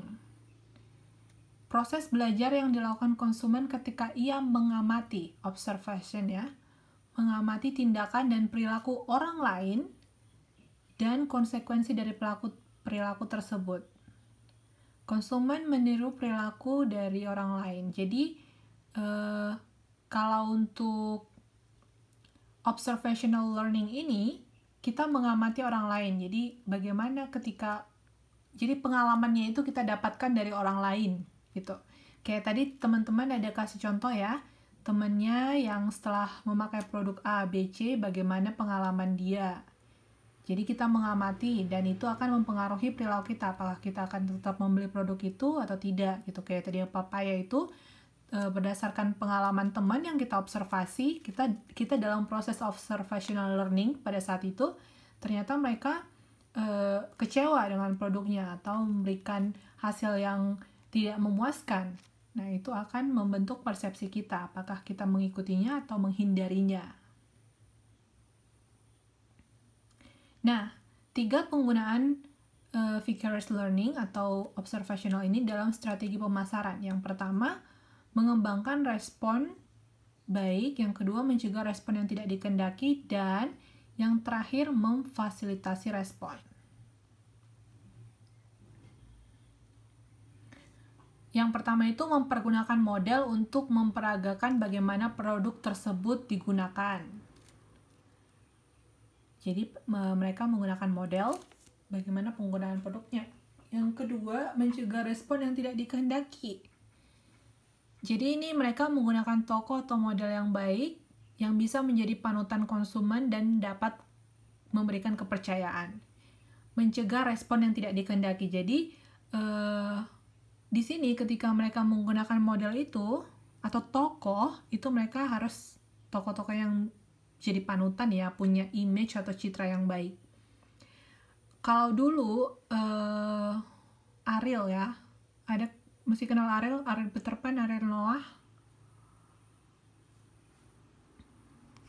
Jadi ketika dia terjerat kasus apa itu dulu dia, pornografi itu. Dan kasus narkoba juga, pada saat yang sama dia sedang jadi brand ambassador suatu produk. Nah, karena ketika dia terjerat kasus tersebut, kontraknya diputus. Dia nggak lagi jadi ambasador untuk promosi produk tersebut. Karena mereka nggak mau, karena perusahaan nggak mau pakai model yang citranya tidak baik gitu. Karena ini akan memberikan respon yang buruk, yang negatif di mata konsumen. Loh, kok dia pakai modelnya orang yang udah kena narkoba, jangan-jangan ini produknya gimana gitu. Jadi untuk hal-hal seperti itu, mencegah respon yang tidak dikehendaki, di sini pemasar nggak mau pakai toko atau model yang memberikan dampak-dampak negatif, karena akan membentuk persepsi ketika diamati oleh konsumen. Kita ketika mengamatinya juga, gimana ya modelnya juga orang yang pakai narkoba gitu, secara tidak langsung akan mempengaruhi sikap kita. Nah, yang terakhir, gimana, Mbak? Iya, pokoknya dia ada pakai brand kemarin, brand ambassador apa, iklan atau apa itu, dan itu akhirnya dicabut. Iya, benar. Pada saat kasus itu, gitu. Nah, yang terakhir, memfasilitasi respon. Model digunakan untuk memperagakan produk sehingga menarik konsumen, agar kita bisa menirunya. Jadi kan, kalau untuk iklan motor tuh, Valentino Rossi gitu, jadi mereka cara memperagakannya juga gitu cetar ya. Jadi kita juga yang melihat, yang mengamati itu pengen menirunya, pengen meniru model itu. Kadang-kadang juga cowok-cowok mau buat gaya-gayanya kayak Valentino Rossi gitu, atau kayak pemain basket atau siapa saja yang model yang digunakan untuk memperagakan produk itu, sehingga kita juga sebagai konsumen jadi pengen menirunya. Kayak kita kalau lagi lihat iklan shampoo gitu kan, kita lihat artisnya cara menggeraikan rambutnya, kadang-kadang kan kita mau meniru ya, kita tiru gitu karena tadi modelnya peragakannya pakai shampoo-nya kayak gitu. Oke. Sampai di sini ada yang mau ditanyakan?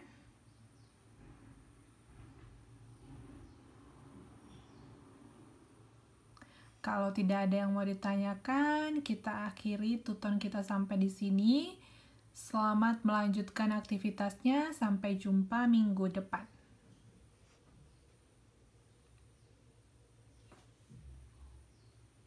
Sama-sama, Mbak.